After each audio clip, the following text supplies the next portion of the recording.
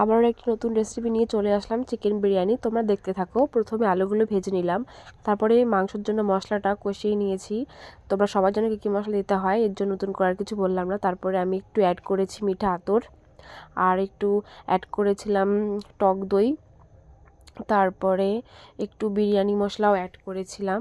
দেখো, এরপর আমি বিরিয়ানির জন্য চালটা ফুটতে দিয়েছিলাম। তোমরা একে একে দেখতে থাকো। তারপর আমি চালটা ফুটতে দেওয়ার পরে বেরেস্তাটাও করে নিয়েছিলাম। তারপরে এরপর বিরিয়ানির জন্য লেয়ারিংটা করে নেব। আলুটা দিয়ে দিলাম, আলুর পরে একে একে মাংসটাও দিয়ে দেব। দেখতে থাক। তো এর মধ্যে আমি সাইডে কেওড়া জল, গোলাপ জল, মিঠা আতর আর দুধের মধ্যে এগুলো সব ভিজিয়ে রেখেছিলাম। এবার মাংসের মধ্যে আমি একটু টক দই দিয়ে দিয়েছিলাম। এরপর আমি একে একে রাইসটা দিয়ে দিয়েছি।